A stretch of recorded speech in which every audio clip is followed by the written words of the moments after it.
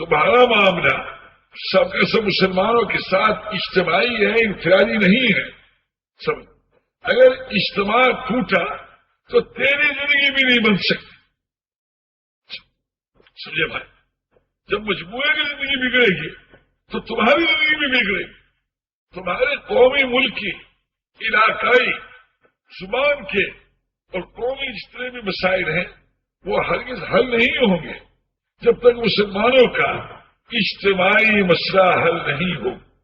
میرے دوستو، یہ سارا کا سارا ہمارا یہ جو کام ہے یہ ہے ہی اس لیے کہ جن لوگ، کیونکہ انبیاء علیہ السلام جو دنیا میں تشریف لاتے تھے تو جن میں طلب نہیں تھی، جن میں احساس نیکی اور بدی کا احساس نہیں تھا، حیا اور بے حیائی کا شعور نہیں تھا، سمجھے، اخلاق اور بد اخلاقی کی تمیز نہیں تھی، ان پہ ایسی محنت فرمائی کہ ان میں میرے دوستو اللہ پاک کے حکم پہ چلنے کی استعداد پیدا کر دی.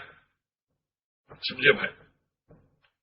ہم جو ہیں ساری کی ساری دنیا میں جتنے بھی مسلمان ہیں میرے دوستو، ان میں جتنی بھی کمیاں کمزوریاں ہیں ان سب کے باوجود اپنے اوپر حضور صلی اللہ علیہ وسلم کی طرف سے فریضہ سمجھتے ہوئے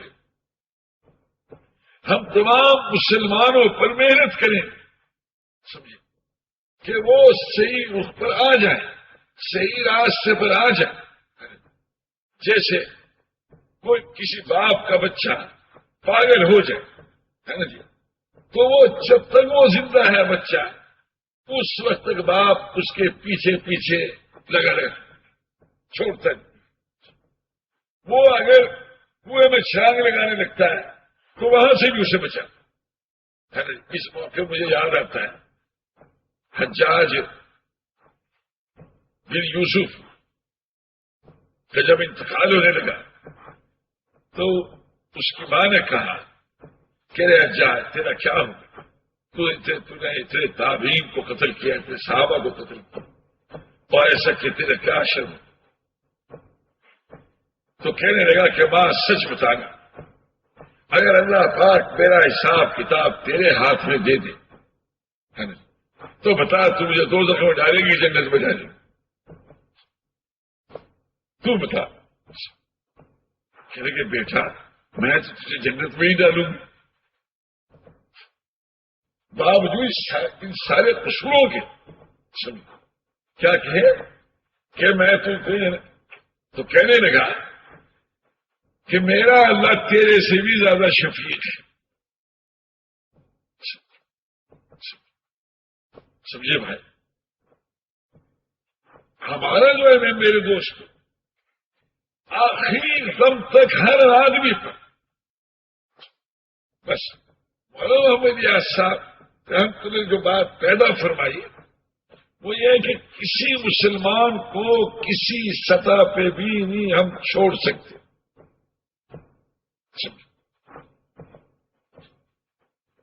کتنا ہی گرا ہوا ہو،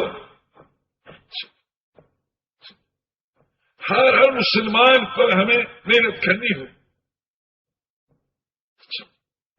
اور مجھے خوب ان کے الفاظ یاد ہیں کہ ایک مسلمان جو ہے دوسرے مسلمان کے لیے آئینہ ہے. سمجھے؟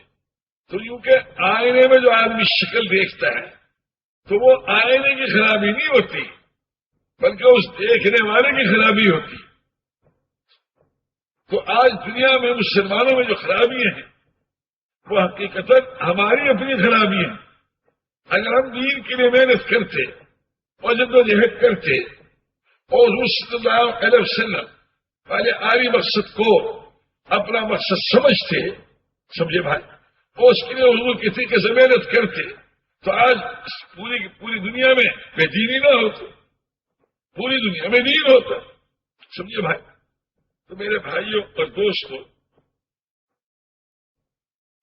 سارے عالم کہ مسلمانوں کو اس اصل مقصد پر لے آنا کہ حضور صلی اللہ علیہ وسلم والے مقصد کو اپنا مقصد بنانا.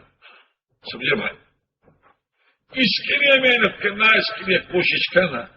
وہ مجھے یاد آتا ہے مولانا محمد یونس صاحب ہم طرف فرمایا ان افریقہ والوں سے کہ بھائی تم یہ زکوٰۃ ہندوستان میں جو بھیجتے ہو، یہ میں آپ کو بتا رہا ہوں جب یہ سن 44-45 کی بات کہ افریقہ والے یہ جو پیسہ ہندوستان میں بھیجتے ہیں کہ مدرسوں میں زکوٰۃ بھیجتے ہیں، یہ افریقہ کے جو لوگ ہیں ان پہ خرچ کریں یہاں بھیجنے کی.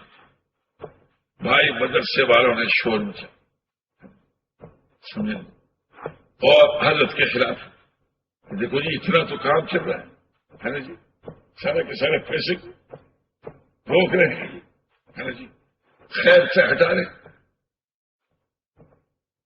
حضرت فرماتے تھے کہ اگر تم لوگوں نے ان پہ نہ خرچ کیا، کل کو جو ہے جیسے یہ فاقے سے ہیں، کل کو تمہیں بھی فاقے سے ہونا پڑے گا.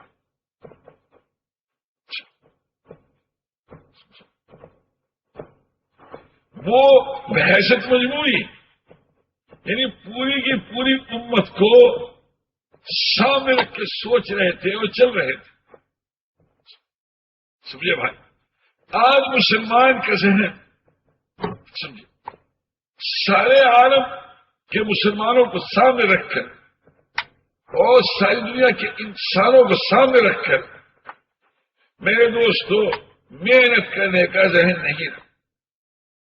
اور کب قسمتی سے میرے دوستو ہم مسلمانوں کے عیوب کو دیکھنے والے بن گئے. سمجھے جس مسلمان میں جتنی کمی ہے اس کے اوپر اتنی ہی زیادہ محنت کی جائے. سمجھے وہاں ایک جماعت میں میں جب بدا وغیرہ حصہ ہے تو ان میں ایک مولوی صاحب کو بھی بھیج دیا. وہ مولوی صاحب جب جماعت میں گئے وہاں جا کے عیسائی ہو گئے.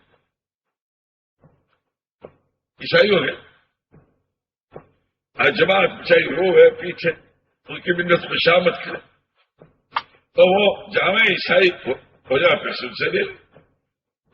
کچھ عرصے کے بعد مسلمان ہو کے پھر نظام الدین آگے. اس کے بعد کہا کہ اچھا بھائی اب رہنے دو اس کا اب تو جو کچھ ہوگا سو گیا. پھر جماعت میں بھیج دی، جماعت میں پھر بھیج دی. وہ پھر جا کے عیسائی ہو گئے. ان مولوی صاحب کی شکل مجھے خوب اچھی نظر آ گئی مگر حضرت گھبرائے نہیں. پھر بھی اس سے اچھا سلوک کرنے کے لیے ہی فرماتے ہیں. تو میرے دوست بہرحال پھر اللہ پاک نے دوبارہ پھر انہیں اسلام سے نواز دی. تو میرے دوستو ہماری طبیعتیں جو ہیں سمجھے آج جو ہے کسی بھی مسلمان میں جو کوئی کمی ہے پوری دنیا میں کہیں بھی سمجھے ان پہ ایسی محنت کرنا جدوجہد کرنا.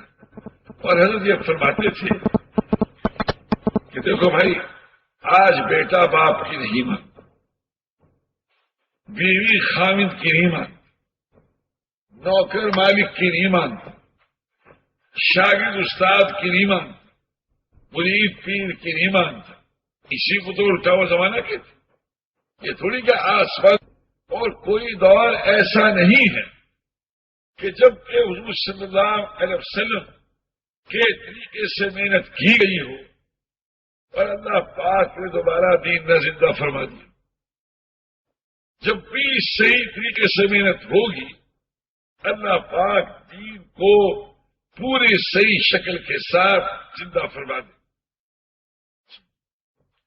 اور اللہ نے یہ دکھانے کے لیے کہ بھائی دین کا زندہ ہونا صرف حضور صلی اللہ علیہ وسلم کے مبارک ذات تک ہی محدود نہیں بلکہ آپ کے طریقے سے محنت یہ ذریعہ ہے دین کے زندہ ہونے کا. سارا نقشہ حضور صلی اللہ علیہ وسلم کی دنیا سے پردہ فرمانے پر سارا نقشہ توڑ کے رکھ دیا. سمجھے بھائی؟ لوگ اسلام سے نکلنے لگے. 5 کوس کے فاصلے پر جو گاؤں تھا وہ بھی اسلام سے نکل چکا. مدینہ منورہ سے جو تھا بہت سونے زکات ادا کرنے سے انکار کر. بہت سے لوگ اپنے اپنے قبیلوں میں لوگوں نے نبوت کا دعویٰ کیا. ایک عورت نے نبوت کا دعویٰ کیا، اس کے پیچھے ہو گئے. ایک مرد نے کیا، اس کے پیچھے ہو گئے. سمجھے بھائی؟ تو میرے دوستو، مختلف لوگوں کو انہوں نے اپنا پیشوا بنا لیا، مقتدا بنا لیا اور دین کو چھوڑنے لگے. تو حضرت ابو ہریرہ رضی اللہ عنہ اور حضرت عائشہ صدیقہ رضی اللہ عنہ فرماتی ہیں کہ مدینہ منورہ مسلمان ایسے جمع ہو گئے جیسے سخت بارش والی سردی کی رات میں بھیڑیں خوف سے ایک جگہ جمع ہو جاتی ہیں. ایسے مسلمان مدینہ منورہ پہ جمع ہو. حضرت ابو بکر صدیق رضی اللہ عنہ انہیں کو لے کر محنت فرمائی وضو والے طریقے سے. تو اللہ نے 2 مہینے کے اندر تمام قبائل عرب کو دوبارہ اسلام میں داخل فرما دیا. سمجھے بھائی؟